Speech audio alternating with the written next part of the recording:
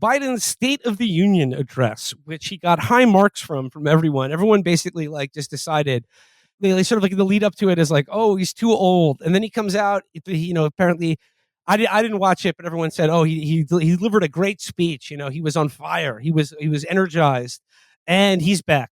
So Biden's back. He put all the questions about his age to bed. I don't think we'll be hearing any more about that, and I think he'll be smoothly sailing to re-election thanks to the State of the Union address.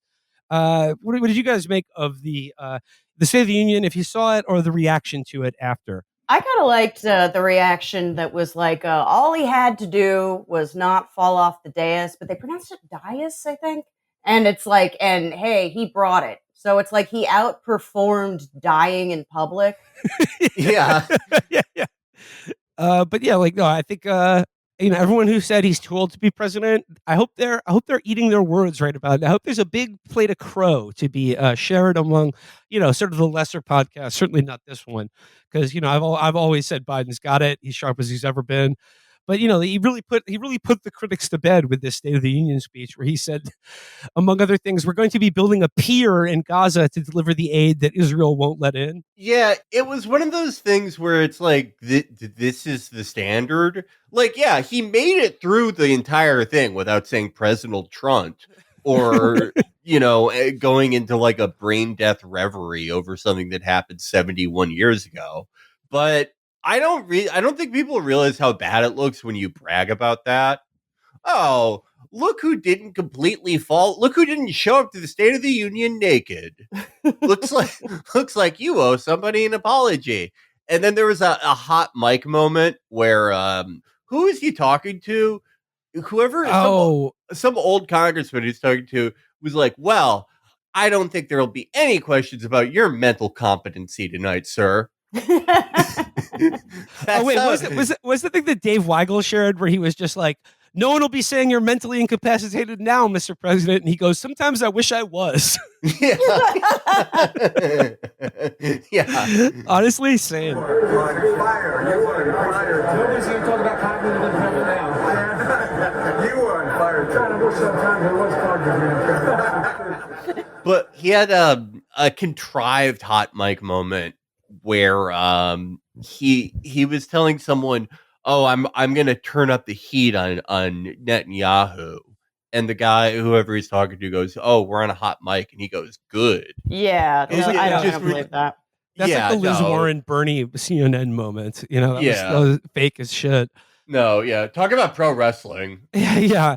Okay, well, as long as we're talking about it in terms of turning up the heat on Netanyahu, he's been giving a lot of interviews this week because I think, like I did the interview last week with the Uncommitted movement. His polling is in the fucking shithouse. And like, I think it's clear that like they think that they just need to like keep saying the word. They need to say the word ceasefire or red line. But then like, as soon as they say it, they contradict themselves. Like in this interview with, I think, Jonathan Capehart from NBC, he said that like, yeah, the invasion of Rafah is a red line for me. And then in the next sentence says, well, obviously there are no red lines. My red line is supporting Israel. And then Netanyahu immediately said after that, yeah, we're invading Rafah, whether you like it or not. But like, and the other poll was like this absolutely, talk about the zone of interest, this absolutely absurd idea that the U.S. military is going to build a port. No, not even a port, a pier on Gaza to help the flow of aid into Gaza, because I guess just dropping boxes on a city full of people is not really cutting the mustard. So now they're going to build this again. And shout out to Muslim Tom, who I think gets this exactly correct. If you believe that they're actually going to build this pier, that's like Trump's wall. This is a baby brained horseshit that like if the United States military came close to building anything like a functioning port in Gaza, Israel would bomb it immediately. Yeah, not only would they like bomb it, like they would just, first of all, it's way easier to bomb a port because it's a single centralized location. It's not the same as dropping stuff where you could do it kind of scattershot, like it's all in one place. We're doing Dunkirk in reverse to get like flour into Gaza. Yeah, it just seems like we should just, I don't know, drive it in maybe. Yeah, no, roads exist, aid trucks exist. They just happen to keep getting hit with cruise missiles, which could be coming from anybody. We don't know, but yeah, it seems it seems way easier to tell the country that you're giving baseline $3 billion a year to $17 billion this time, to tell them, hey, you know, the big trucks that say United Nations on them, like don't shoot cruise missiles from your battleships on those. Just don't do that. It seems way easier to do that than to build a fucking port. But yeah, no, we're not even doing this to look busy. We're just saying this to sound busy. This is nothing. Well, and again, like, too, it's like they're acting like they need to put a bigger sticker that says aid truck on it because this is all some big misunderstanding. Yeah. They're like, okay, we need to take a hot pink highlighter. Hot pink highlighter, do not bomb. And like the people are right about it is kind of symbolic calling for a ceasefire because they're just going to be like, yeah, no, we're not going to do that. Oh God, we've been writing UN on the side of the trucks, not on the top. So the F-16s couldn't be. They couldn't. They just looked like regular trucks full of people, and then they were like green light on that shit. But yeah, like if you like whatever phony like ceasefire shit the Biden administration is talking about right now. So last week when I talked to what's his name to Waleed Shahid of the Uncommitted Movement, one thing that he said that really stuck with me, and it didn't fully like register while I was doing the interview. So I'd like to just like bring it up again here. He said that like he started the Uncommitted Movement because at the end of last year, he saw a memo that was being circulated among the cable and network news. I forget which. He didn't mention which network, but he said he mentioned a memo that he had seen that was circulated among the media that basically said that like all of the major news organizations were planning on shifting focus out of Gaza and just towards the presidential election as soon as January started, which is like maybe it didn't register at the time because of how shocking it actually is. But I really think the thing now is that like people, I think they're trying to stick to that memo, but I think they're concerned that people aren't playing along with them. That like for some nagging pesky reason, Palestine and the horrors of Gaza continue to be on people's minds, and they continue to be a pain in the ass for the Democratic Party because basically anyone who's running for re-election right now or doing any kind of event cannot open their mouths without having 10 people shout at them to ceasefire now and the fucking genocide in Gaza. And I think for supporters of the president, I've seen a lot of comments now saying that, like, you know, if you're still angry about Joe Biden over Palestine, well, he said the word ceasefire. So if you're still mad at him because of that, then it was never really about Palestine to begin with. It was just about how much you hate the president. And it's just this weird, like, I guess in their mind, it's just like they're like words and actions don't really have to have any connection between them to be meaningful. It's just sort of like, well, he said the word, he's building the pier. What? There's nothing else he can do. What more do you want from him? I also think that people are just checked out of the election. Like this time around, like they're like, this is not even good TV. Like nothing about this really matters to people. I haven't seen a single sign anywhere. I mean, maybe it'll heat up like after the conventions, but like as I said from the beginning of the year, this whole thing is just on rails. The outcome is predetermined, other than what the election itself is going to be.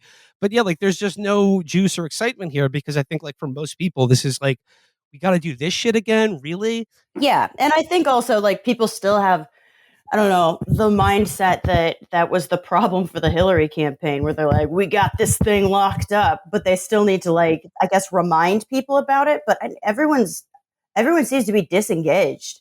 I kind of only pop in when I'm like, oh, Trump won another, you know, like other than that, I'm just kind of checking in with what's already happening as it happens. Yeah, no matter what happens, there's nothing new that we're going to see again. I mean, we've seen both these men, you know, be president for 4 years.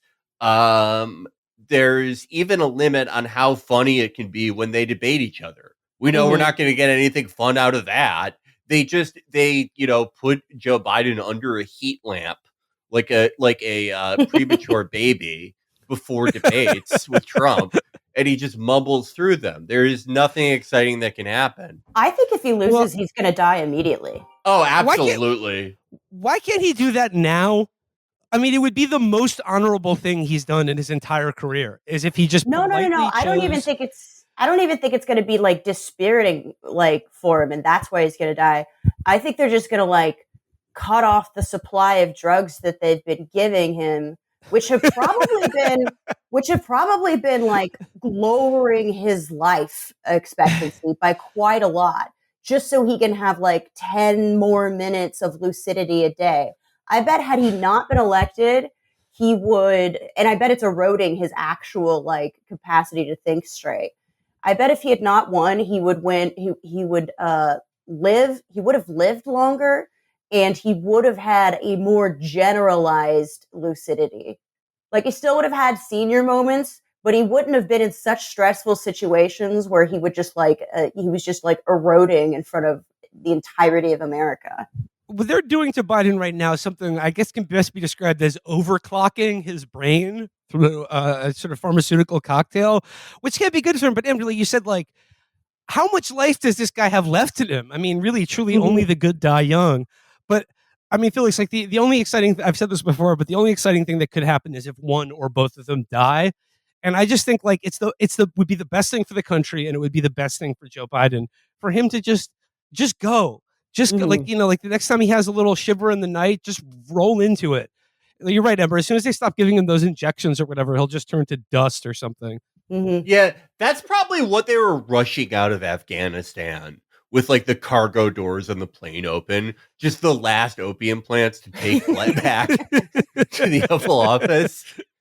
He is making an affirmative choice every day, saying, I'm not going to just let my heart stop today. Mm-hmm. If I wake up in the middle of the night gasping, Dr. Jill is going to hook me up to a 9-volt battery that she takes out of the smoke detector. I don't see Trump dying in a similar way. Trump, no matter how old or how fat or however bad he looks, something about that man just screams plane crash death. He's the exact type of person who dies in a plane crash. I'm thinking toilet. Dies on the toilet. Yeah. I mean, he must have the most impacted bowels of all time. Oh my, yeah. The process of him shitting is probably like reloading a musket. His guts must be like a cement mixer. Like, yeah. This is also making me imagine that there will someday be a last Donald Trump post. Oh my God. Yeah. They've gone downhill now that he's on Truth and can like do full paragraphs so they don't have the succinctness and the bite. But still, there's going to be one last post where he's complaining about like the bad fashion on the Emmys red carpet and why that's against the MAGA agenda. And then it'll be it. Yeah. I mean, he won't even mention MAGA. He won't even have to. He's just going to be like, Emma Stone, you look fat. Like, that's going to be the entirety of it. Trump's last post. I've seen things you people would not believe. Roast beef under heat lamps at Mar-a-Lago. Eric Roberts hitting a hole-in-one at a celebrity golf tournament after Anheuser Gate. Time to die.